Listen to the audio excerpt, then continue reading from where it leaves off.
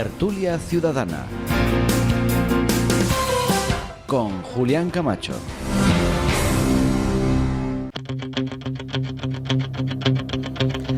Señoras y señores, sean bienvenidos. Un placer inmenso estar de nuevo con todos ustedes un miércoles más en esta tertulia ciudadana que se hace en directo desde Onda Cero Puerto Llano y Más Televisión y redes sociales. Y hemos preparado dos temas de muchísima actualidad para que ustedes puedan ver qué opinan los tertulianos, y tendremos también tertulianos telemáticos en esta ocasión. Antes de seguir, yo quiero darles a todos ustedes, a los 174.447 espectadores de IMAX Televisión, les quiero dar las más sinceras gracias por su complicidad, por estar con nosotros. Tenemos la última medición de audiencia y tenemos un SER del 4,6. SER, que es una palabra inglesa, pero que se escribe en castellano, en español, SARE, significa, se lo voy a explicar a todos ustedes, el SER significa las personas, el tanto por ciento de personas que se conectan en un día a ver televisión. Entonces, IMAX Televisión tiene un SER del 4,6%. Eso significa que de cada 100 personas que ven televisión en España al día, 4,6, casi 5 personas, están viendo esta casa. Muchísimas gracias, nos hace felices, y gracias también a las personas que tengo aquí que también contribuyen a esa audiencia. Y dicho todo esto, les voy a presentar a los tertulianos presenciales y telemáticos, y después les lanzo el primer tema. Don Manuel Tamas. Pero es que es por asociación. Que sí. Es que los dos empezáis por M, y entonces por eso. Y los dos somos igual de guapos. Eso sí. Bienvenido. Bien, que te iba a decir que, aparte de los datos que ha dado, enhorabuena para esta casa, esta cadena, en el ámbito que tiene esta cadena, tiene un SARE, en este caso, mayor que los que puede tener 4, la Sexta e incluso la primera cadena de televisión española. En la provincia de Ciudad Real sí estamos por encima, sí. Y después quiero, si se me permite, felicitar a Félix Calle por ese magnífico doctorado que ha obtenido. En Ciencias Económicas. Efectivamente, con sobresaliente, porque cuando hay cosas buenas de la gente de nuestra tierra, es digno destacarlo. Y mi felicitación para él. Fue muy interesante en esa tesis doctoral que defendió en la Facultad de Albacete. Doña Rosa Porras, bienvenida. Buenos días. Efectivamente, los dos muy guapos, pero felicitaciones a esta casa. Creo que IMAX Televisión está subiendo porque lo merece, por el gran esfuerzo, por la objetividad y por qué es IMAX Televisión. Muchísimas gracias. Voy a saludar telemáticamente a don Rafael Gómez Arribas, que es el presidente de la compañía Cría Internacional, que es la dueña del aeropuerto de Ciudad Real. Don Rafael, buenos días. Buenos días. Un placer. El nuevo director general de la compañía y a su vez director del aeropuerto. Buenos días. Saludo también, lógicamente, a Luis Torrente Naveira, director de la compañía. Bienvenidos ambos. Muchas gracias. Muchas gracias. A continuación tengo a don Manuel Alarcos. Buenos días, don Manuel. Muchísimas gracias por esos titos que nos ha regalado a todos los presentes originarios de Campo de Cristana. Originarios los titos y originario también Manuel Alarcos. Pues nada, muchas gracias por las gracias. Y felicitar a la cadena y felicitar a todos los oyentes de Onda Cero y demás televisión. Esperemos que hagamos una buena tertulia, que siempre la hacemos pensando en ellos. Y felicitar a la casa, lógicamente. Y presento a don Escolástico González. Don Escolástico, buenos días. Buenos días, Julián, buenos días. Un placer. Mis felicitaciones también. Igualmente, me sumo, aunque he sido el último en llegar a esta casa, pero me sumo a las felicitaciones y enhorabuena por ello, ¿no? Además, es una casa donde todos podemos hablar con tranquilidad y cualquiera de nuestras opiniones está siendo respetada desde el primero hasta el último momento. No podía ser de otra forma. Don Mariano Rodríguez, bienvenido. ¿Qué quieres que te diga, amigo Julián? Felicitar. Que como decía, el plástico, los últimos serán los primeros. A la gestión de la casa que tú lideras, sobre todo a los técnicos y profesionales, por los buenos resultados que tenemos. Y como siempre, es un placer compartir con estos tertulianos y con mi querida tertuliana. Pues pasamos, señoras y señores, a presentarles el primero de nuestros temas en el día de hoy. El aeropuerto de Ciudad Real. Nació en febrero del año 1997 y desde entonces ha pasado por infinidad de vicisitudes y controversias, desde las denuncias de los ecologistas hasta su venta y compra posterior. El 12 de septiembre del año 2019, tras 7 años cerrado al espacio aéreo, aterrizó un Boeing 737. Un servidor tuvo el placer de estar en ese emocionante momento. Se habla de un coste de casi cercano a los 1.000 millones de euros y su venta se produjo por 56,2 millones de euros. Voy a hacer distintas preguntas, aunque ustedes, si me permiten, voy a saludar también a otro de los tertulianos que me he dejado ahí porque estaba preparado para el segundo tema, pero que intervendrá también en este. Don Miguel Ángel Martínez, que ha sido uno de los grandes políticos, es uno de los grandes políticos de este país, eurodiputado. Miguel Ángel Martínez, buenos días. Buenos días, y la verdad es que me parece muy afortunado que estemos discutiendo un tema, naturalmente, que se va a discutir luego del conflicto entre Rusia y Ucrania, y es un tema muy grave, pero que se hable del aeropuerto de Ciudad Real me parece absolutamente propio, y les felicito a ustedes también pues, por haber elegido el tema en estos momentos. Muchísimas gracias y bienvenido. Entonces estaba lanzando las preguntas siguientes para que los tertulianos empiecen el debate y voy a empezar por Manuel Tabas. ¿Es el aeropuerto de Ciudad Real el gran fiasco de nuestra tierra, de Castilla-La Mancha? ¿Cuántas empresas, incluida Caja Castilla-La Mancha entre ellas, han quebrado y cerrado por el aeropuerto? ¿Qué hubiera representado y qué representa para la economía de la provincia su funcionamiento? La publicidad entonces hablaba de un aeropuerto privado, pero no olvidemos que ha recibido bastante dinero público. ¿De quién o quiénes es la responsabilidad? Y por último, queremos hablar del presente y del futuro del aeropuerto de Ciudad Real. Comienzo, como digo, con don Manuel Tabas. Pues es un gran fiasco, no sé si del siglo, del milenio, de la centuria, pero ha sido un gran fiasco, desgraciadamente. Y esto ya voy a hablar de opinión personal. El problema que ha pasado ha sido que cuando se mezcla la política con los negocios, la cosa siempre suele salir malamente. Una prueba de ella es nuestra Caja Castilla-La Mancha, luego Caja Astur, luego Liberbank y actualmente Unicaja. Una caja que, como todos sabemos, tuvo que ser recuperada con dinero público.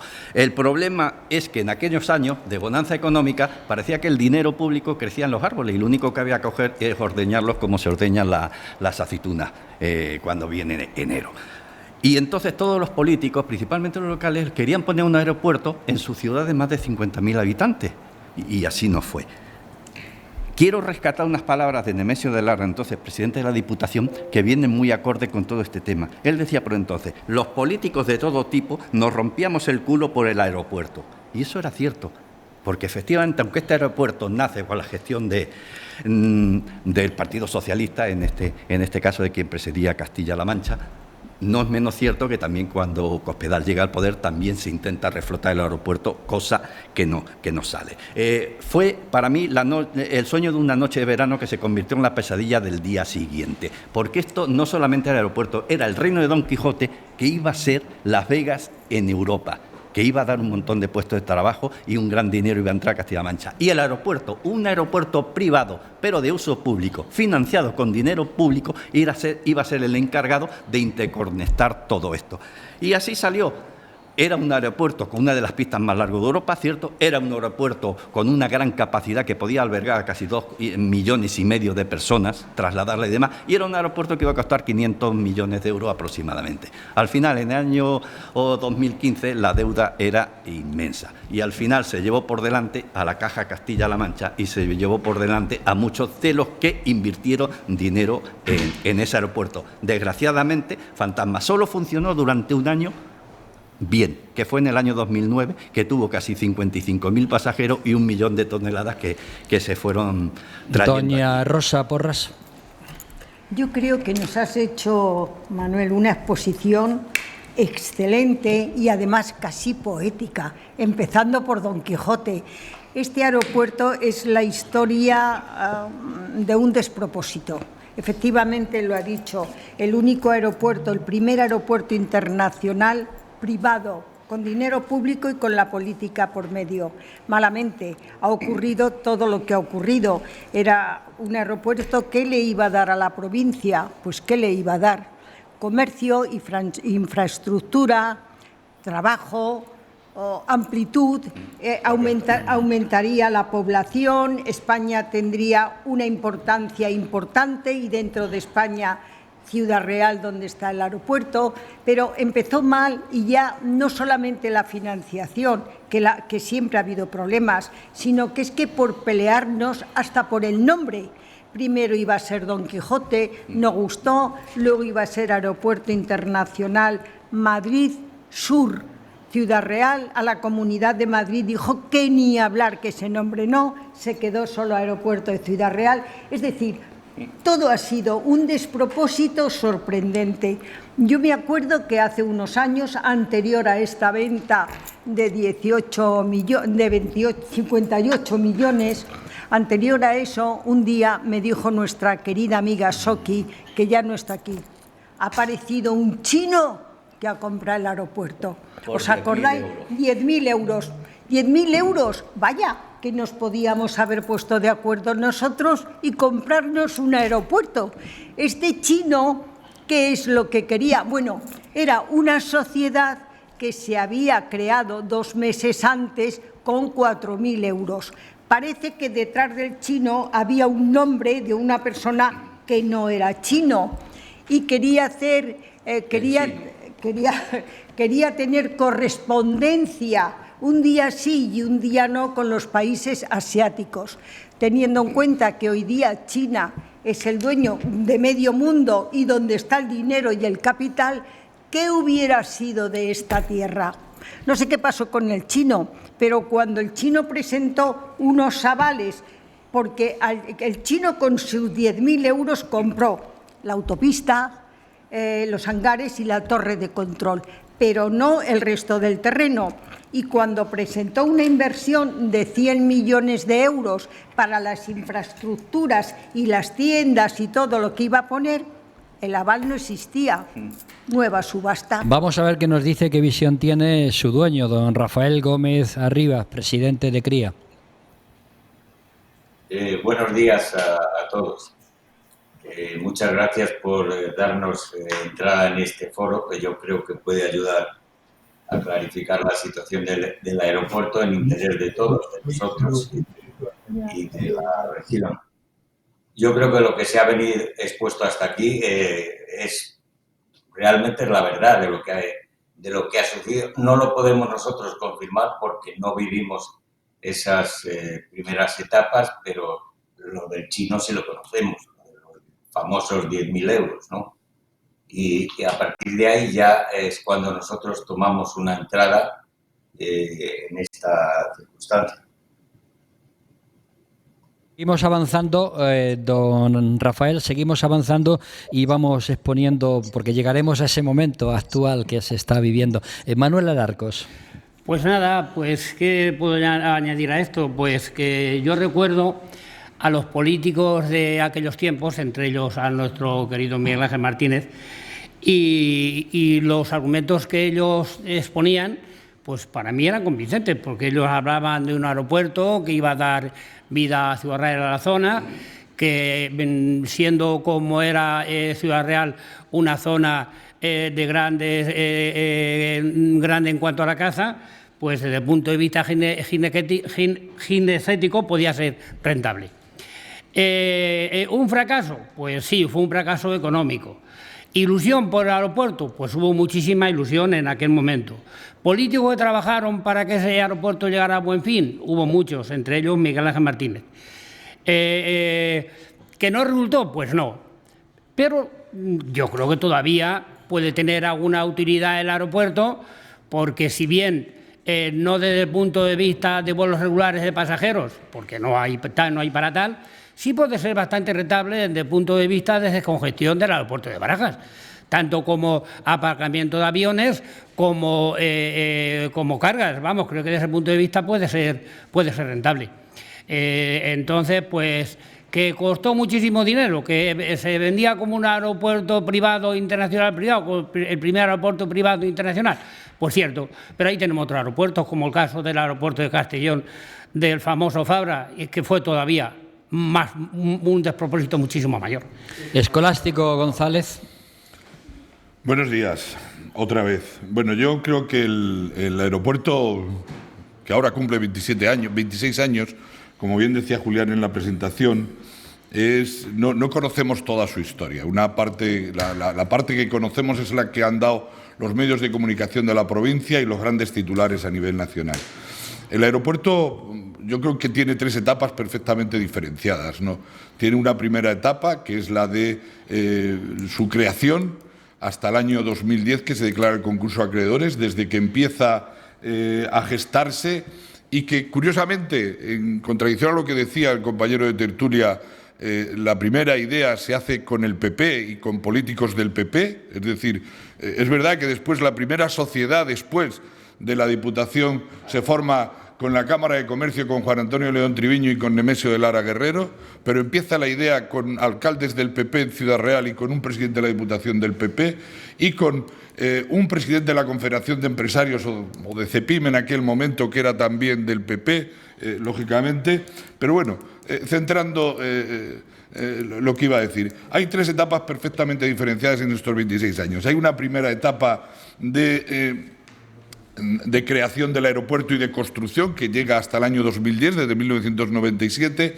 Hay una segunda etapa del aeropuerto que es oscura y que también merece la pena que podamos hablar de ella en un momento determinado, que es la del concurso de acreedores, donde se alarga por el tiempo durante más de 8 años y terminamos siendo el ridículo internacional, como dice Rosa también en este momento, vendiendo un aeropuerto por 10.000 euros. Y hay una tercera etapa, que es la del actual, ¿no?, con los actuales gestores, y que hoy tenemos aquí al presidente de la sociedad y que han pasado ya 5 años desde que está en su poder. Entonces yo creo que son 3 momentos distintos para poder hablar y centrar lo del aeropuerto. Sin lugar a dudas, la infraestructura creo que es necesaria y es buena para esta provincia. En el año 97, unos Quijotes del siglo XX, y digo Quijotes a todos los que participaron en aquella aventura, tanto del PP como del PSOE, quisieron cambiar el rumbo de la provincia, salir de una provincia rural y agraria para pasar a una provincia que estuviera más industrializada, que pudiera aportar valor,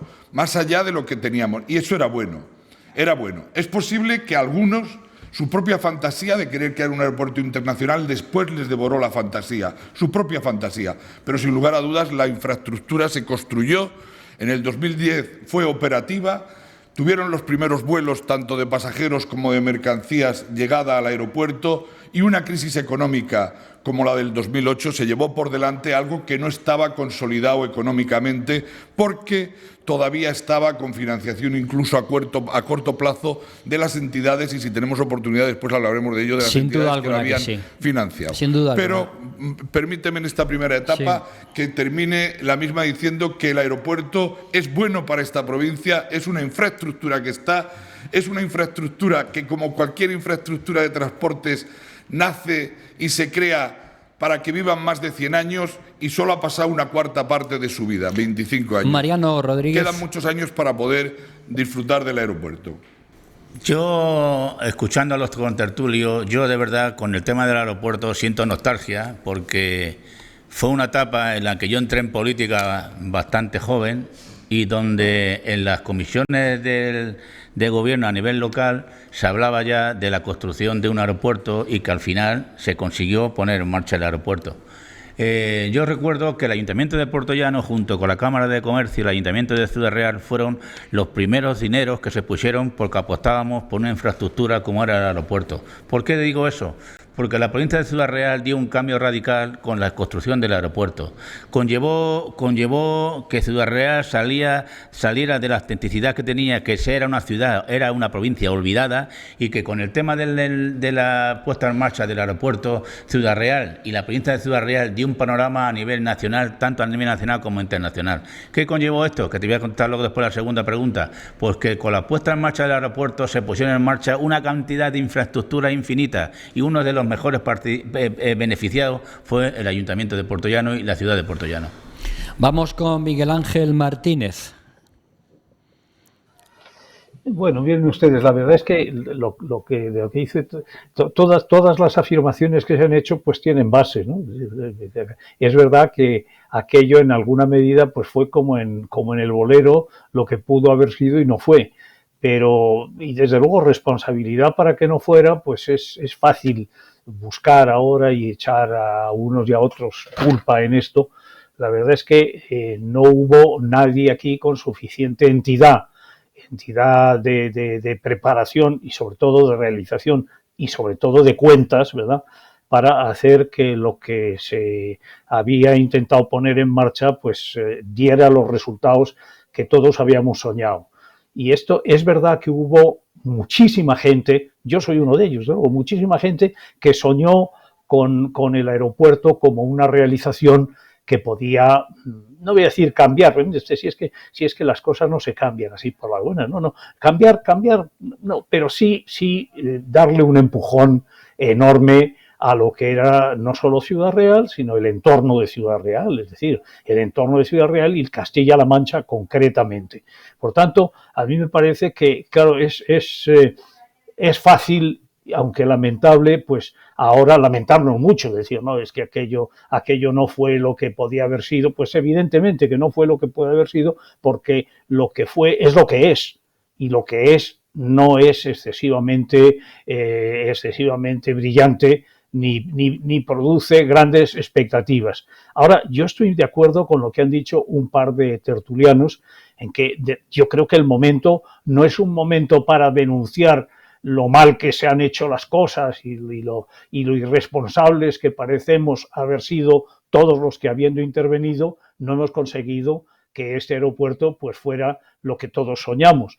Pero desde luego sí creo yo que es el momento pues para ver qué se puede sacar de una infraestructura que existe, no de una infraestructura que existe sobre el papel, sino de una infraestructura que existe en la realidad, y que es una infraestructura razonablemente satisfactoria, que ha probado por alguno de los periodos a que aquí se han referido los amigos, pues que ha probado que puede funcionar, y entonces cómo hacerla funcionar, y cómo hacerla funcionar para que ese funcionamiento sea rentable, sea beneficioso para nuestra sociedad, para nuestra provincia e incluso más allá de nuestra provincia. Creo Está que claro, esa es Miguel Ángel, la responsabilidad del movimiento actual. Está claro que hemos hablado de los comienzos del aeropuerto, de lo que pudo haber sido y no ha sido, pero vamos a hablar, si os parece bien, sobre la situación actual, y mejor que nadie para que nos ilustre don Rafael Gómez Arriba o bien Luis Torrente, ambos, cuál es la situación real del aeropuerto de Ciudad Real. Bueno, pues la situación real del aeropuerto de Ciudad Real la conocen ustedes, está en la prensa. Algunos contertulios, como el amigo Escolástico, hace poco escribieron en La Tribuna y en otros foros. Es una situación dura, como está toda la situación afectando al país. Es decir, nosotros compramos el aeropuerto en el año 18, en diciembre o noviembre. Compramos en el sentido de que lo pagamos, porque hasta ese momento no era nuestro, sino lo único que habíamos hecho era poner 8 millones de euros para ir pagando mantenimiento y cosas de eso. Entonces, cuando fue nuestro en el año 18, es decir, 3 años aproximadamente, tardamos un año, lógicamente, en ponerle en funcionamiento, que se puso en funcionamiento, es decir, se recuperó la licencia de funcionamiento en el mes de septiembre del año 19, es decir, hace 2 años, o 2 años y 4 meses, cuando se obtuvo la licencia para que el aeropuerto fuera realmente un aeropuerto, porque hasta entonces era un montón de hormigón y de una infraestructura hecha, muy bien hecha, pero como ha dicho Escolástico, pero no era operativa para nada. Y entonces pues nos ha pasado un poco lo del chiste, ¿no?, de que pongo un circo y me crecen los enanos, es decir, empezamos a funcionar, el primer vuelo me parece que fue en el septiembre-octubre del 2018, 19, y cuando iniciamos las operaciones de caza, de aviación general fundamentalmente, pues ya estábamos metidos en enero, habíamos pactado que vinieran a hacerse vuelos de prueba un gran operador de logística español, y en enero ya se empezó a hablar del COVID y nos llamaron y nos dijeron que habría que parar. Nos reinventamos y hemos tratado de, en los 2 años que llevamos de COVID, que todavía por desgracia sigue, pues cambiar el modelo de negocio, es decir, aprovechar el aeropuerto para lo que se podía aprovechar, para aparcamiento de aviones y hacer mantenimiento a cielo abierto, porque el aeropuerto es el único aeropuerto en el que se construye antes el tejado que la casa, es decir, se construyó un aeropuerto pero no se construyó un hangar, que es como mínimo lo que puede tener un aeropuerto para poder albergar algún avión, aunque sea para un mantenimiento mínimo del que no se hace al aire libre, ¿no? Y esa es la situación actual que tenemos. Nosotros hemos reajustado muchísimo los gastos, estamos cerca, con las pocas operaciones que tenemos, del break-even. Actualmente en el aeropuerto trabajan, eso lo sabes tú mejor, Luis, ¿cuántas personas? Depende, entre eventuales fijos, entre 50 y 60 personas. Entre 50 y 60 personas están trabajando. Ha habido durante estos 2 años y pico más. Y lo que estamos es ahora, pues preparándonos, si nos dejan, preparándonos para poder enfrentar y desarrollar ya nuestro propio plan de negocio, el que íbamos a haber pensado desarrollar hace 3 años y que hubo que interrumpir, ¿no? Esa es la situación actual. Realmente iremos avanzando en la tertulia, porque lo más importante y lo que quieren saber los televidentes y oyentes es si tiene viabilidad presente y futura el aeropuerto. A ver, don Manuel Tabas. Yo sí me gustaría preguntarle a cualquiera de los que están, tanto al presidente de la CRIA como al director de la compañía, Rafael Gómez o Luis Torrente, ¿cuál es la deuda actualmente que tienen con Hacienda? Si me lo pueden decir. Lo sé yo mejor. El aeropuerto solo tiene una deuda derivada de otra empresa de la compañía que fue metida involuntariamente en concurso. No hay que entrar ahora aquí en ese momento porque está bajo juez, y que ha derivado a esta sociedad, pero nada más. Con independencia de eso, es evidente, y todo el mundo conoce la agencia tributaria, que no es precisamente una hermanita de la caridad. Entonces, pues trata de, desde parar el aeropuerto, parar lo que sea, es decir, hacer incómodo el trabajar y lo que le gustaría es cerrar el aeropuerto.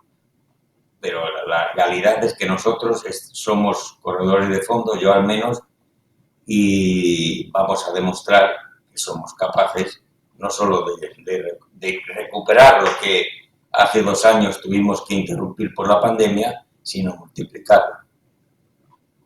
Don Rafael, en este programa los televidentes nos mandan WhatsApp con preguntas o con comentarios, ¿no? Y acaba de llegar uno diciendo, debe ser una de las personas afectadas, dice, ¿por qué no pagan a los proveedores?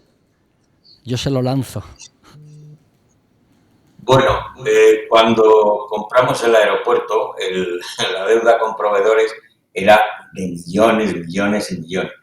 Con nuestro dinero, con el dinero del precio, es decir, con el dinero que pertenecía a los antiguos propietarios al concurso, se pagó todo lo atrasado y nosotros estamos intentando mantener un equilibrio entre ingresos y gastos. Lógicamente, en estos momentos yo creo que tenemos con proveedores que podemos tener 2 millones y medio. Unos 2 millones o 2 millones y medio de deuda. Pues queda contestado. Seguimos adelante. Rosa Porras. Pues lo primero de todo quiero saludar a Miguel Ángel Martínez y darle las gracias por estar aquí.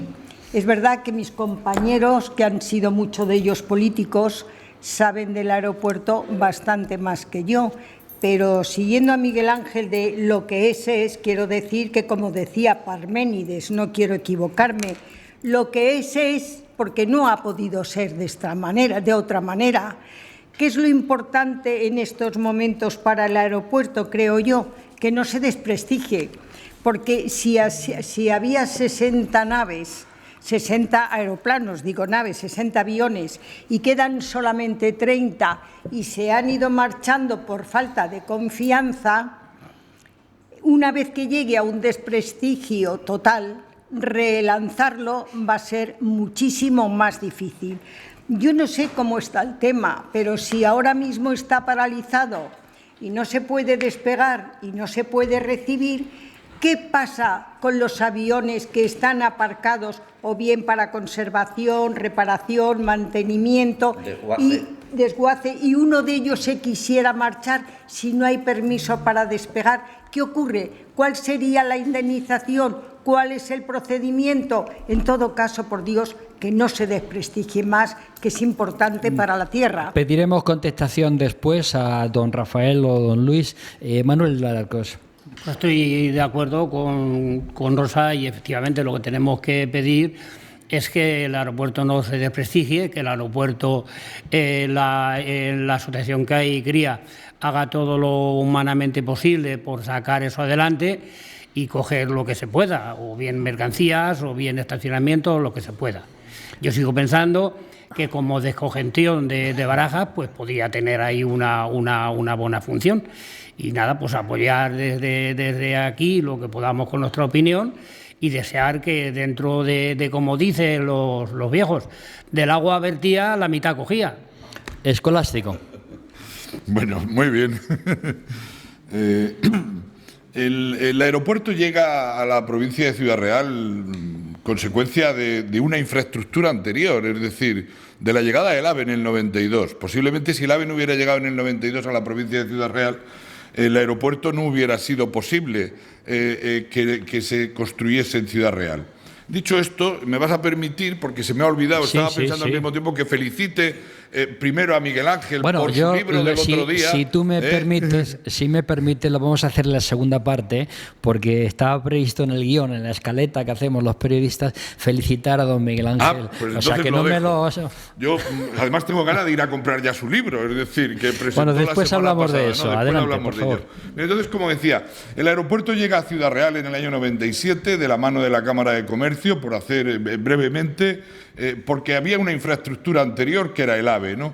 Pero la provincia tenía algo que había llegado también de la mano de los políticos de aquella época, es decir, en los que Miguel Ángel Martínez era una figura importante, pero también el presidente Bono, el presidente Barreda y muchos otros que participaron. En esta provincia llegó el AVE en el 92, pero anteriormente había llegado la universidad. Es decir, si vamos atando un poco de cabos, al final, en el 2005, 2006, cuando Europa aprueba la nueva declaración de impacto ambiental del aeropuerto para que finalice su construcción, la provincia hubiera podido contar con 3 grandes atributos o con 3 grandes infraestructuras que le hubieran permitido lanzarse hacia el futuro. La alta velocidad, que estaba deseada por toda España y que aquí llegaba a Ciudad Real y Puerto Llano, que se convertían en la puerta de entrada a toda la provincia y conectaban con toda España. Una universidad en auge que tenía miles y miles de universitarios y un multicampus repartido por toda la región y un aeropuerto. Cualquier provincia de España hubiera, se hubiera dado tortas por tener estos 3 atributos para poder conseguir que la provincia se relanzase. Bien, pero no surgió, pero el aeropuerto está ahí. El aeropuerto se construyó, se terminó de construir en el año 2009, se inauguró y salió al mercado y empezó a funcionar. La infraestructura, que costó 450 millones de euros, no 1.000 millones, ni mucho menos, es decir, 450... Sí, en algún sitio aparece la esta de los 1.000 millones, ¿no? Es decir, costó 400 millones de euros, ahí está en la provincia. Porque es una infraestructura, como digo, que está construida para los próximos 100 años. Ninguna estación de ferrocarril, ningún puerto y ningún aeropuerto son infraestructuras válidas para 10, 15 o 20 años. Son infraestructuras válidas para un mínimo de 100 años. Entonces quiere decir que al aeropuerto le queda mucha vida.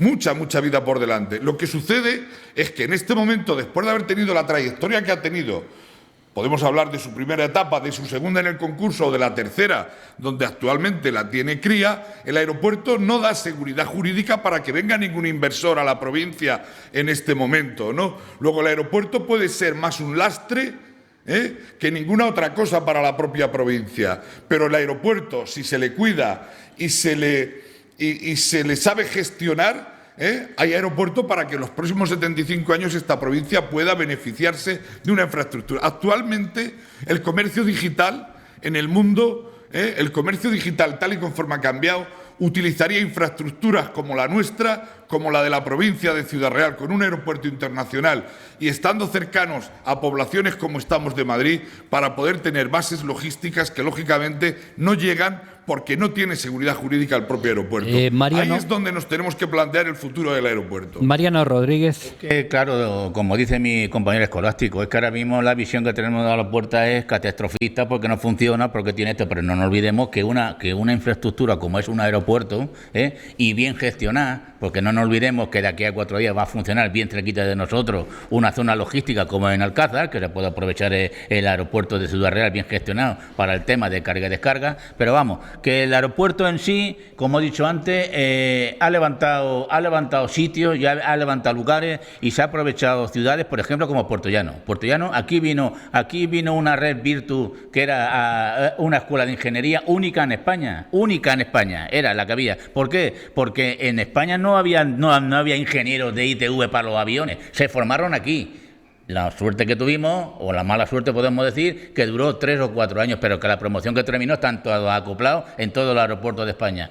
Entonces, no hablemos todo negativo del aeropuerto, que el aeropuerto también tiene sus cosas buenas y tiene sus cosas malas. Entonces, lo único que hay que pedir es gestión, una buena gestión, y que de aquí en adelante, el aeropuerto pueda ser y funcionar como normalmente ha funcionado y pueda funcionar cualquier otro.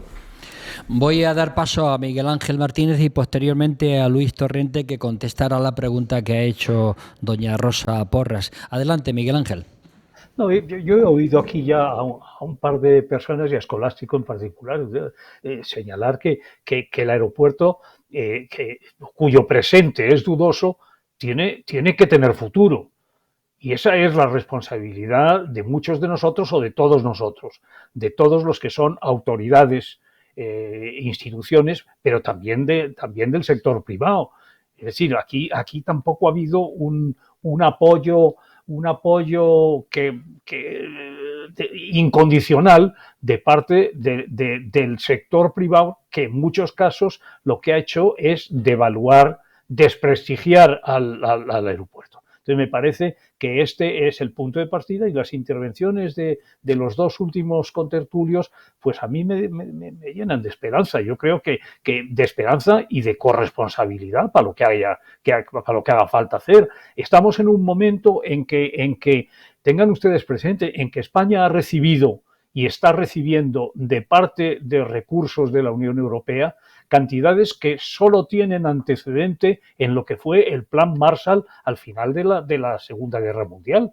Mira, aquí hay recursos que están a disposición y que están condicionados a que efectivamente sean gestionados eficazmente, y sean gestionados eficazmente en el sentido del progreso social que generen, que coincide totalmente con lo que es la expectativa de la mayoría de nosotros. Esto es lo que hace falta. Es decir, lo que no se puede es decir, ¿no? El aeropuerto, mire usted, lo que hay que hacer es desguazarlo. No, el aeropuerto es una estructura, es una infraestructura de gran importancia, de gran interés, y lo que hay que hacer es, como ha dicho los últimos que han hablado, pues que, mire usted, que sea utilizado en función de todo el potencial que seamos capaces de generar a su entorno.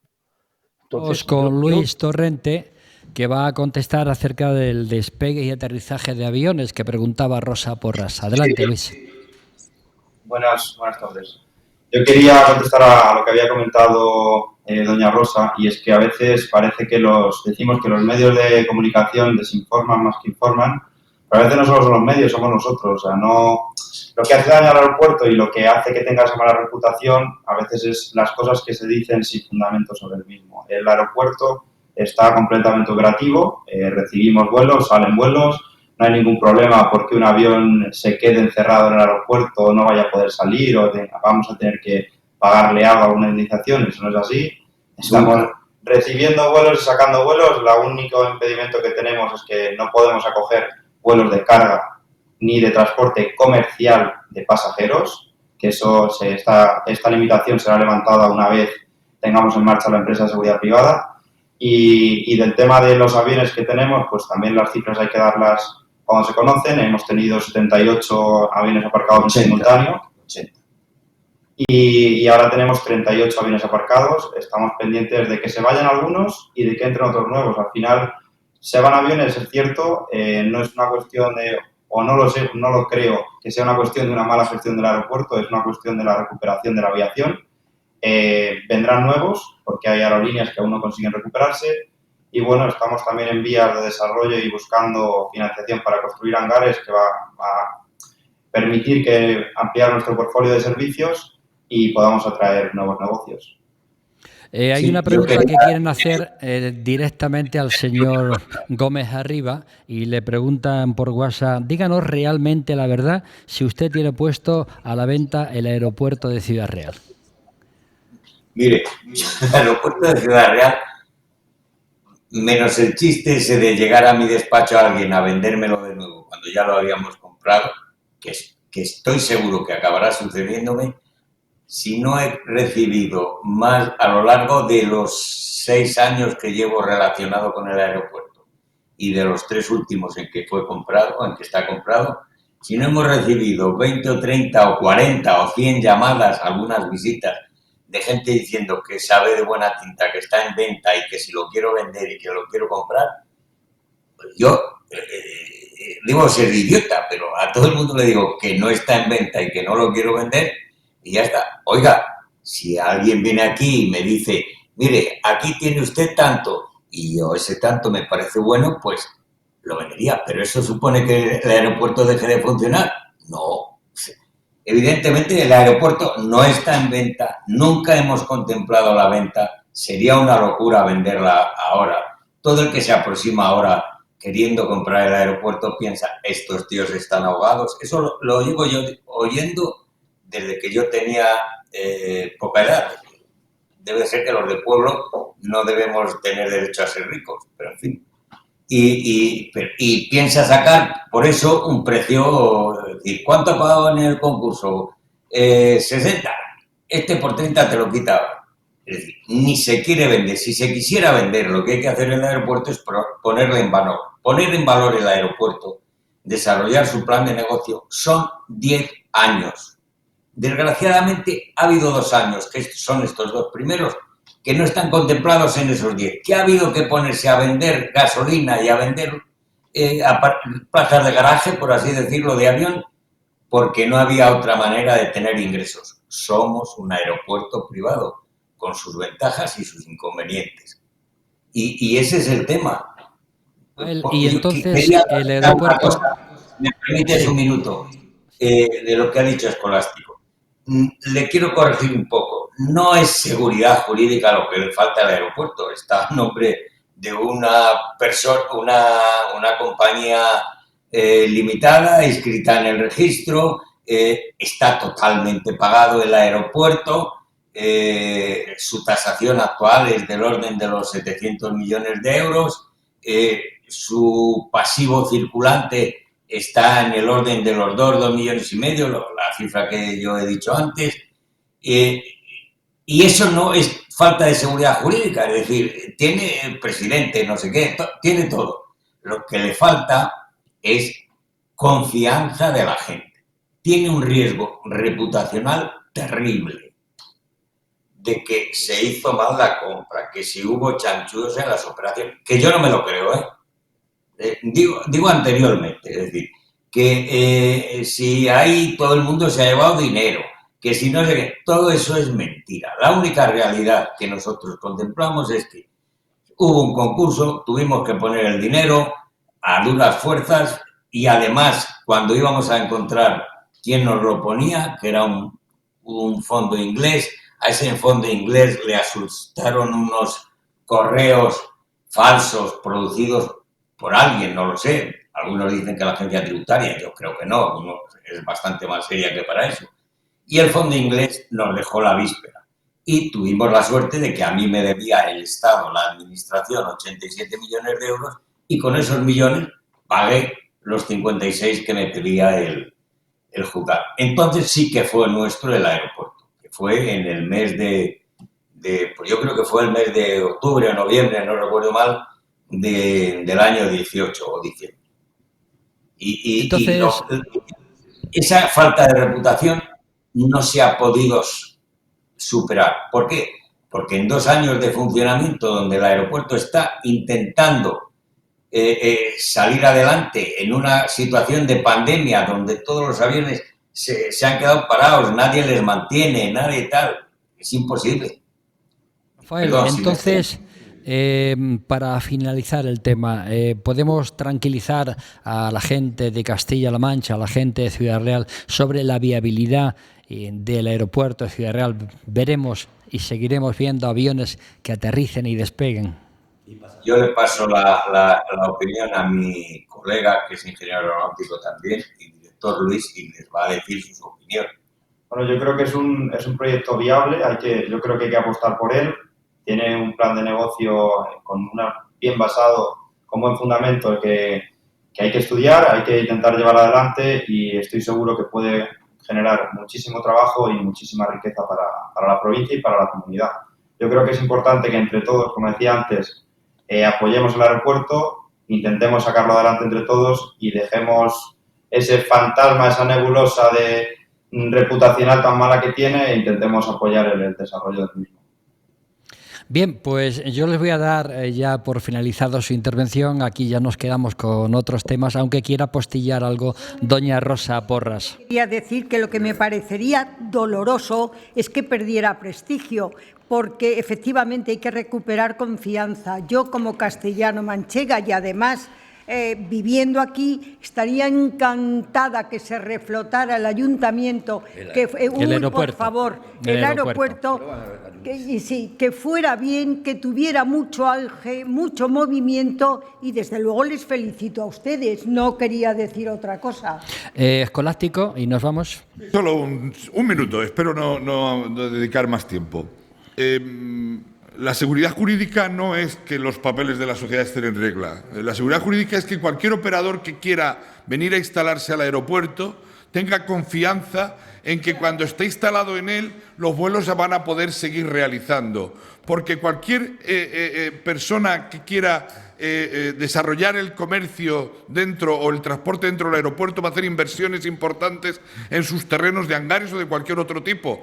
Y si la infraestructura no funciona, todo lo que ha invertido lo pierde. Entonces me refiero a la seguridad jurídica en cuanto a que pueda obtener un retorno, lógicamente, de la inversión que hace. No seguridad jurídica en cuanto a que la transacción económica se pueda realizar bien ante notario, ni mucho menos. Al aeropuerto le falta la seguridad jurídica para que cualquier persona pueda operar dentro del aeropuerto y la infraestructura pueda tener los vuelos, que son dos conceptos distintos. Te contesta el presidente de CRIA, Rafael Gómez.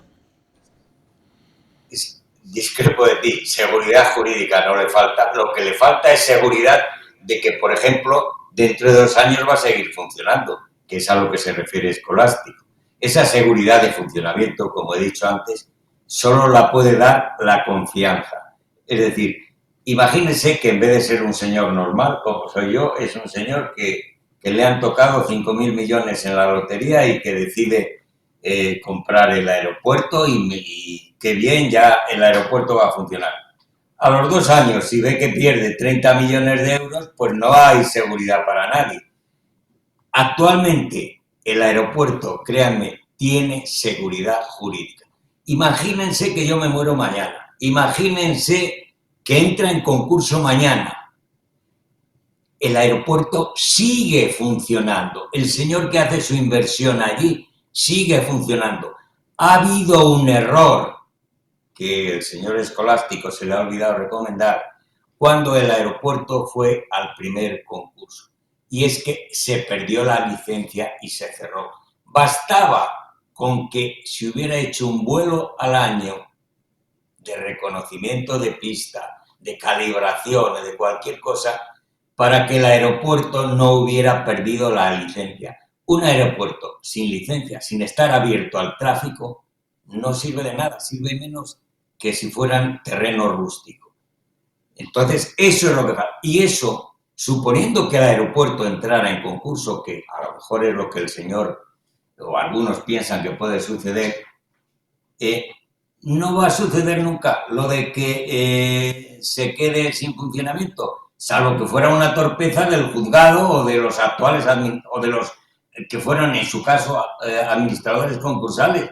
Lo peor que se puede hacer es dejar perder la licencia. A nosotros nos ha costado recuperar la licencia del aeropuerto 2 años. Uno consumido antes del pago y otro consumido después del pago. Pues don Luis Torrente, director de CRIA, don Rafael Gómez Arribas, presidente de CRIA, ha sido un placer enorme. Muchísimas gracias por estar con nosotros y aquí tienen su casa. Muchas gracias a vosotros. Muchas gracias a todos. Seguimos después, si os parece, los tertulianos, también con Miguel Ángel Martínez, porque nos vamos, porque nos hemos pasado ya 6 minutos de la publicidad. Volvemos en un ratito, enseguida, con otro tema. Hasta luego y gracias.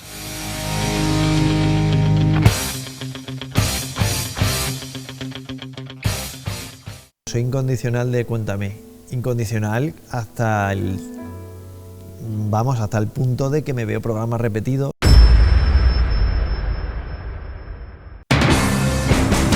Tertulia Ciudadana con Julián Camacho.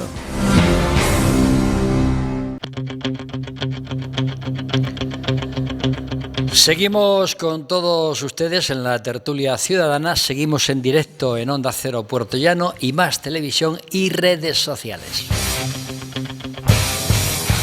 Y tenemos un segundo tema para tratar, vamos a hablar de Ucrania, del conflicto de Ucrania, Rusia, Estados Unidos, la OTAN, España, de todo eso vamos a hablar, pero antes quiero dirigirme de nuevo a Miguel Ángel Martínez, que gracias de nuevo, Miguel Ángel, por acompañarnos y queremos felicitarte efusivamente, ya me lo pisó Escolástico en el anterior bloque, pero yo quiero felicitarte en nombre no solo de los tertulianos, sino además de IMAX Televisión y Onda Cero por ese libro biográfico que todo el mundo quiere leer y que tú nos vas a decir dónde se puede comprar, Miguel Ángel. Pues muchas gracias, Julián. Donde se puede comprar dirigiéndose a la Fundación Pablo Iglesias, que es la entidad que ha publicado el libro. El libro es un librito, es un libro de 60, 70 páginas y lo que pasa es que sí cuenta desde luego con mucho cariño, pero también con mucha realidad, pues lo que ha sido mi vida y antes de mi vida, es decir, mi vida, lo que he sido yo desde el embarazo de mi madre en la cárcel de Ventas hasta el día de hoy. Entonces, son 80, ayer cumplí 82 años, son muchos años y desde luego con una trayectoria cuando menos interesante, pues porque es por los cargos que uno ha podido obtener, por los países que ha podido visitar y bueno, pues por los amigos que ha sabido hacerse en el mundo, muchos de ellos compañeros identificados ideológicamente y otros muchos, para no ir más lejos, como el Papa Juan Pablo II y el Papa actual, pues que con quien no compartía evidentemente ideología ni principios, pero con quien sí he sabido pues ganarme la confianza y combatir juntos por causas compartidas, como puede ser pues la paz en el mundo, o puede ser la justicia social, o puede ser la libertad y la fraternidad. Bueno, pues ya sabemos dónde adquirir ese libro, que será muy edificante poder leerlo, dado que, insisto, está toda la vida condensada de don Miguel Ángel Martínez. El tema que sigue a continuación es, como he dicho, el de Ucrania, porque cuando en el año 1991 se disuelve la URSS, sus territorios se convierten en repúblicas independientes y entre ellas, una de ellas fue Ucrania. El acercamiento parece ser de Ucrania con la OTAN, pues produce produce que, en fin, los recelos de Rusia y se produce esta situación prebélica. Pregunto, y voy a empezar por don Mariano Rodríguez, ¿quién tiene razón en el conflicto, si es que alguien tiene razón? ¿Debe España involucrarse como hizo en Irak por los acuerdos que tiene con la OTAN? Y en todo caso, si llegara la guerra, entraríamos en unos años de auténtica miseria económica. Bueno, en primer lugar, saludar a mi querido compañero Miguel Ángel por la edición de su biografía, que estamos todos deseando de tenerla en la mano, y felicitarte porque fue el mismo día que fue tu cumpleaños. Con la pregunta que me hace Julián sobre el tema que hoy, que es muy interesante, llevamos semanas donde los informativos de televisión y los rotativos de los principales periódicos y sus portadas, con la tensión de Ucrania y Rusia, que ha convertido a este foco como principal noticia a nivel mundial. La República Democrática de Ucrania se creó el 24 de agosto de 1991, pero todo el mundo pensamos y decimos, ¿qué interés tiene Rusia con Ucrania? A pesar de la disolución de la Unión Soviética en 1991, Ucrania comparte fuertes lazos sociales y culturales con Rusia e incluso una parte considerable de la población habla perfectamente el ruso. La reciente tensión en la frontera de Ucrania y Rusia no es nada nuevo. Desde el año 2014, en la región de Donbass, una zona del este de Ucrania, en el que se encuentra inmersa en un duro conflicto, con el apoyo de Moscú a los rebeldes separatistas de Ucrania prorrusos, que ha dejado ya más de 14.000 muertos. La anexión de Crimea por parte de Rusia, el 18 de marzo de ese mismo año, desencadenó una serie de movimientos que ha hecho que este acoso a Ucrania un conflicto a nivel internacional. Rusia no podía permitir perder poder con la disolución de la antigua Unión Soviética y ha tratado de recuperar poder, llevando a cabo fundamentalmente la invasión de la península de Crimea. Para ello, Putin, acostumbrado a destabilizar estados, ha dado Tenemos más... que ir a aligerar más, que tenemos poquito tiempo, por favor, ¿eh? Sí. Pero la clave fundamental, hablamos de ahí, lo del tema de Crimea, lo voy a explicar bien fácilmente. Rusia tiene muchísima costa alrededor del país, pero toda es abrupta. ¿Qué es lo que ha conseguido con la invasión de la península de Crimea? Que ha instalado allí su base de submarinos nucleares y que a través del Mar Muerto, por el paso, accede al Mediterráneo y quedarse en primera línea de fuego. Escolástico. Muy bien. A ver, yo primero felicitaciones, las repito, a Miguel Ángel, ¿no? Pero y por su cumpleaños también. Pero me vais a permitir que diga una cosa, es decir, es que teniendo a Miguel Ángel aquí en la tertulia hablar de geopolítica, yo me empequeñezco, es decir, no soy capaz, es decir, lo que me gustaría es oírle y me gustaría preguntarle. Posiblemente estemos ante una de las personas más importantes que hay en este planeta para poder hablar de geopolítica y que nos pueda explicar él precisamente qué está sucediendo en el mundo. Él que ha visitado todos los países que ha visitado y que ha tenido contacto con todos los jefes de Estado que ha tenido. No hay duda que la caída de la Unión Soviética o la desaparición de la Unión Soviética en el 92 fue una esperanza para todos nosotros. Era una nueva política exterior donde pensábamos que iba a estar basada en la cooperación y en la paz, precisamente, y que Estados Unidos y Rusia no eran enemigos, sino se convertían en socios y aliados. Y hoy, 30 años después, están cambiando la situación. Yo no sé, y me atrevería a empezar haciendo una pregunta a Miguel Ángel, al margen de lo que ha planteado el moderador. ¿El problema de Ucrania puede ser la debilidad de Europa? ¿De que hemos construido solo una Europa basada en el mercantilismo, basada en el negocio, y no hemos hecho una Europa distinta? En fin, se me ocurren tantas preguntas que soy incapaz de dar mi propia opinión y prefiero esperar a oír a Miguel Ángel para ello. Vamos a escuchar a Miguel Ángel Martínez y posteriormente ya seguimos con los tertulianos. Miguel Ángel. A mí me parece fundamental para entender ese caso tener en cuenta qué supuso la explosión de la Unión Soviética. Es decir, bueno, se produce entonces una serie de territorios que han sido de la Unión Soviética durante muchísimos años, que de pronto se constituyen en estados independientes. Bueno, de estos países había unos cuantos que tenían una entidad y una identidad nacional propia, muy distinta de la identidad de lo que había sido el corazón de la Unión Soviética, es decir, de Rusia. Eran gentes que no eran rusos, ni había rusos en número significativo en su territorio, eran gentes como Estonia, como Letonia, como Lituania, eran gentes que tenían muy poco que ver y que su visión de Rusia era la visión de una superpotencia que les había anexionado, que les había ocupado, que históricamente era un enemigo potencial. Bueno, había otros países, en cambio, que tenían una situación distinta. Estaban poblados por ciudadanos en su mayoría rusos también. Eran gente que había tenido históricamente unos lazos de cooperación y de colaboración con Rusia fortísimos, y ese era el caso de países, pues Bielorrusia sobre todo, Belarus, pero también de Ucrania. Ucrania había sido un país que siempre se había entendido perfectamente con Rusia, no había habido grandes debates, no había habido grandes conflictos, no había habido grandes tensiones. Era siempre una parte del imperio zarista y a partir de ese momento pues era también una parte de lo que podía ser el mundo más próximo de la nueva Rusia que estaba surgiendo en el escenario internacional. Bueno, el caso es que dentro de la situación de Guerra Fría que se ha vivido muchos años y que nunca se ha calentado demasiado, sino que siempre ha mantenido raíces de confrontación entre lo que era Rusia y lo que eran los Estados Unidos, pues dentro de esa confrontación pues hay evidentemente intereses que desde fuera de estos países que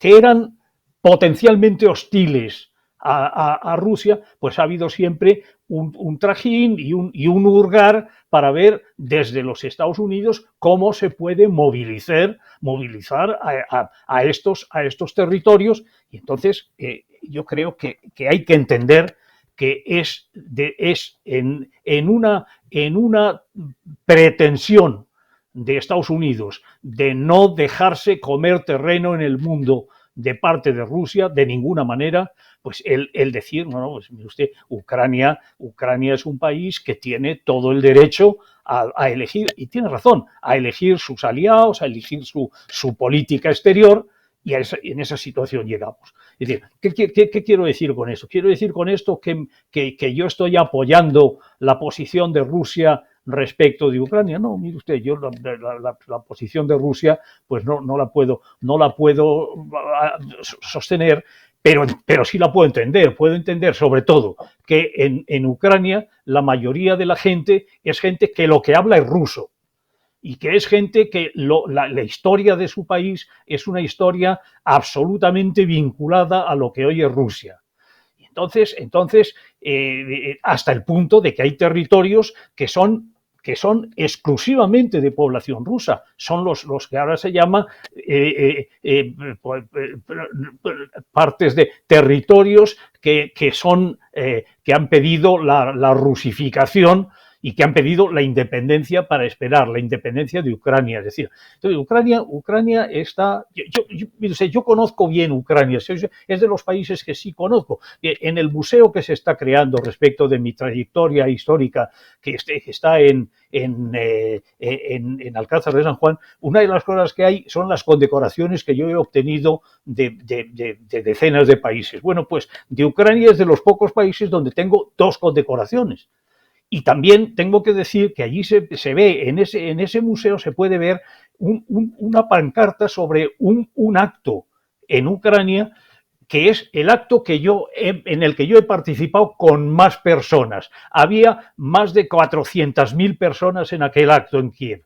Y era el acto en que se recogía el 50 aniversario de la liberación, decían, de Ucrania, es decir, de la expulsión de Ucrania de las tropas nazis de ocupación que habían ocupado Ucrania durante la Guerra Mundial. Entonces, la liberación de la que se hablaba era una liberación del Ejército Rojo, donde naturalmente había muchísimos rusos, pero había también muchísimos rusos de Ucrania, muchísimos ucranianos en aquella liberación. Y se considera, es decir, que nunca en Ucrania nunca se había considerado a Rusia como una potencia hostil o una potencia ocupante, sino como una potencia amiga, y es el mismo caso que hay en sitios como Belarus. Vamos con donde, Manuel Alarcos. Entonces esa era la situación, y esa es la situación actual. Manuel Alarcos. Bueno, pues yo tengo que decir que tenemos que hacer un poquito de memoria histórica y saber que la Europa que disfrutamos hoy debe mucho a la URSS, porque combatieron contra el nazismo, y lo mejorcico de Rusia, de Ucrania, de Bielorrusia y de todas las demás repúblicas, pues se dejaron los pobrecillos soldados, los jóvenes soldados, se dejaron la sangre aquí, en la Europa. Entonces, la Europa democrática de hoy le debe bastante a la URSS de ayer. Dicho esto, tengo que decir que el pueblo ucraniano, lógicamente, tiene derecho a ser los que dirijan y hagan su historia y su futuro, y decir también que el pueblo ucraniano, que es un gran pueblo y con una enorme capacidad de sufrimiento, porque con la política errónea que aplicó allí Lenin les causó una hambruna que causó 3.000 millones de muertos, 3.000 millones de ucranianos murieron de hambre. Y luego, siendo Ucrania el granero de Rusia, y luego con la ocupación nazi, de los 6.000 millones de judíos que murieron, 1,5 millones eran judíos ucranianos. Y además, Ucrania seguía siendo el granero, esta vez no de Rusia, pero sí de Europa. Hay que decir que los grandes ejércitos a veces tropiezan también con grandes pueblos, y que el pueblo ucraniano, los ucranianos de hoy son los cosacos de ayer, y que no va a ser fácil de vencer en el caso de que Manuel lleguen quiere que hagáis Yo quisiera un plano. sacar esto que lo he recortado de un periódico, porque aquí hay una señora que se llama Mariana Zagroz, que es una ama de casa, que ha empleado 3.000 euros de un sueldo pequeño para comprarse un fusil de asalto de la marca Zarabroyar modelo Z15. La señora se llama Mariana Zagroz. Y es una simple ama de casa. Esta mujer, ¿qué va a hacer? Suficiente, Manuel. No, que es suficiente que quites la imagen, Sí. pero termina. Esta mujer, ¿qué va a hacer contra un ejército profesional? Sin embargo, la pobrecita pues está con ese fusil de francotirador haciendo prácticas, aprendiendo técnicas militares, una ama de casa, y una vez más nos vemos ante una situación bélica con los tres componentes de siempre: el componente político, el componente económico y el componente militar. Damos paso a Rosa Porras. Manuel, No, quisiera decir otra cosa más. 2 segundos. Militarmente es fácil de entender. Desde las fronteras desde Kiev está a tiro de misil tierra-aire Moscú, y desde Moscú está a tiro de misil tierra-aire Kiev. Y claro, pues esto es una crisis de los misiles parecida a la de Cuba, pero al revés. Pollito Rojo ha hablado. Rosa Porras. Pues yo que soy un amante, yo que soy una gran amante de la geopolítica, me he quedado sin tiempo. Exactamente. ¿Te ha parecido poco? Vamos a ver, yo creo que el eje de la geopolítica hoy día está Rusia y China. Podría decir el paralelismo, pero no tengo tiempo. Y creo que más que una cuestión de fuerza por parte de Rusia, que la hay, es una cuestión de debilidad por parte de Biden. Putin es un hombre extraordinariamente listo, un buen estratega, y no ha hecho nada durante la época del presidente Trump. Era imprevisible, era impresentable, era lo que queráis. Pero él no movió ficha. Ahora sabe de la salida de Biden tan vergonzosa de Afganistán, y que la Unión Europea se está poniendo de perfil. Y entonces él ha aprovechado la ocasión. Además, Biden tranquiliza a Putin, porque dijo la semana pasada que con una incursión pequeña no merecería la pena una actuación internacional, lo cual es bastante grave.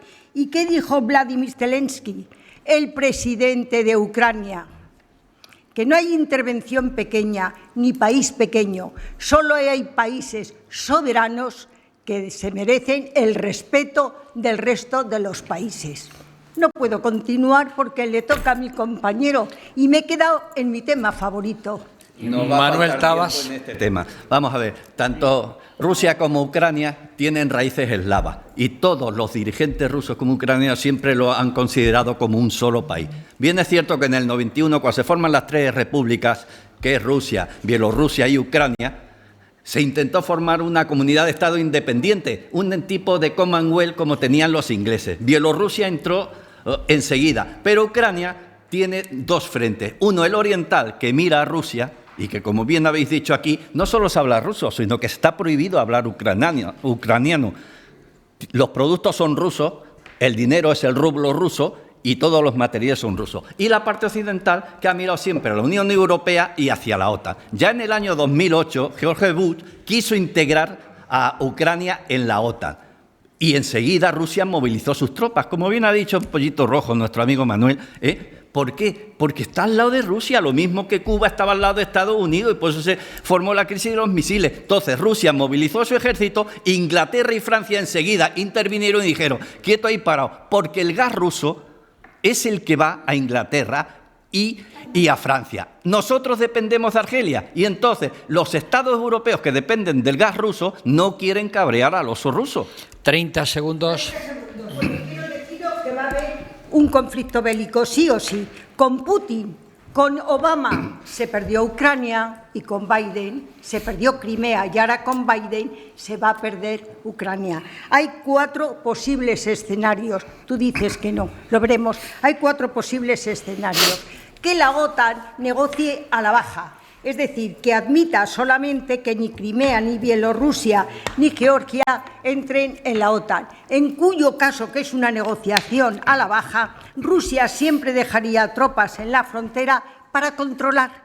Segundo escenario, establecer unas comisiones o ejércitos de observación en misión de paz en todas las repúblicas independientes para estar siempre tratando de obtener sus objetivos.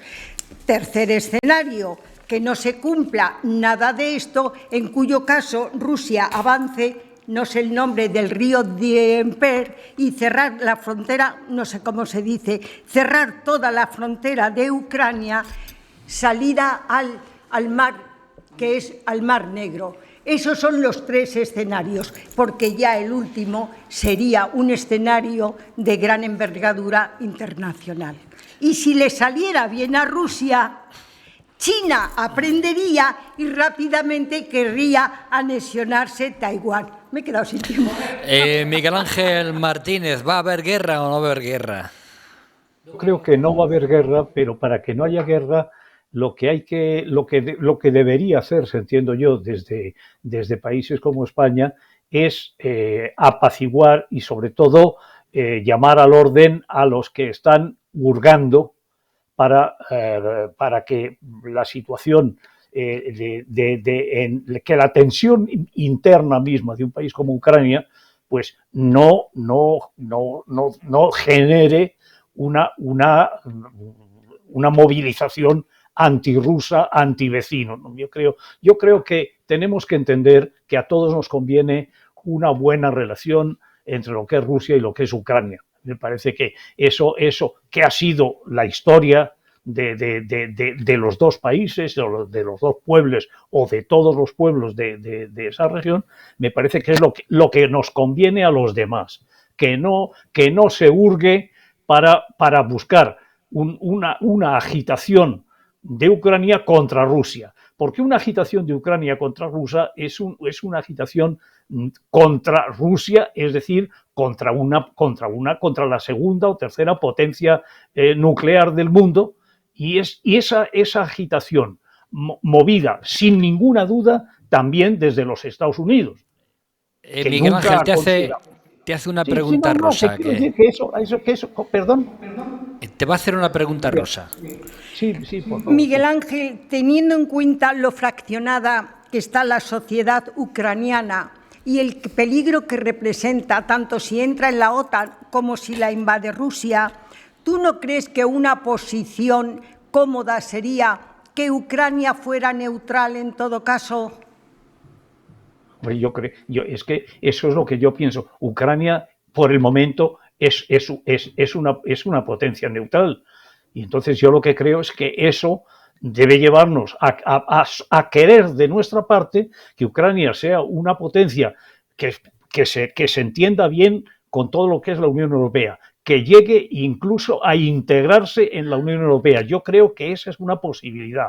Pero que se integre en la Unión Europea no quiere decir que se integre en la OTAN, no quiere decir que se integre en una potencia militar que nace como elemento de defensa histórica contra el poder de la URSS y luego de Rusia. Entonces, no, mire usted, yo veo a Ucrania como una parte integrada en las instituciones europeas. Y creo que por ahí es por donde hay que empujar. Me van a matar porque nos vamos a pasar unos minutos de la finalización.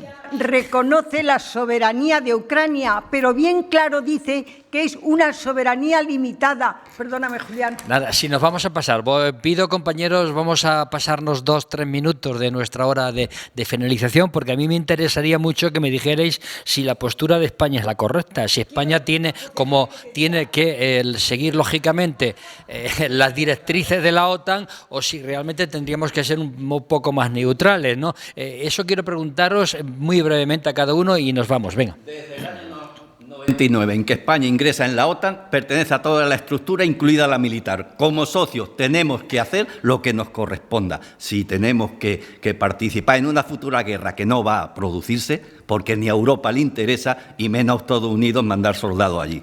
Rosa. Quiero felicitar al presidente Sánchez. No es habitual, pero ha tomado la iniciativa rápidamente y, por tanto, lo ha hecho bien. Qué bien ha quedado el no a la guerra. Lo ha hecho muy bien. Y quiero felicitar a Casado, que de inmediato ha llamado a Sánchez para prestar su apoyo, ya que Sánchez no le llamó a él. O sea, muy bien por los dos. Manuel. Bueno, pues yo tengo que decir que en cuanto a esto, que efectivamente, que como todos nosotros deseamos que eso no se llegue a producir, hay que decir, claro, que sí hay mucha tropa rusa en la frontera, pero que están en la parte de la frontera de Rusia, El pueblo ucraniano se está preparando para la guerra y se están formando a los civiles, lo cual sería una pena y una auténtica masacre.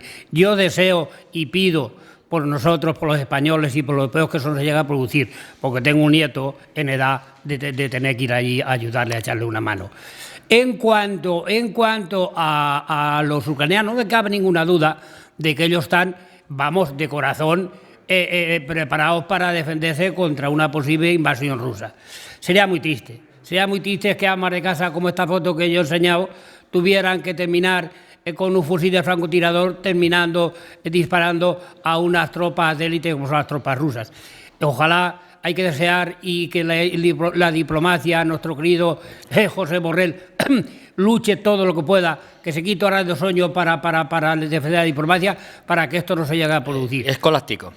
Yo creo que España ha adoptado la postura que le corresponde de lealtad con sus socios, de lealtad con la propia OTAN, que es en la estructura en la que estamos, y lo deseable es que no haya guerra en ninguno de los casos, que la diplomacia es la que tiene que funcionar en este momento y es la que tiene que resolver el problema, ¿no?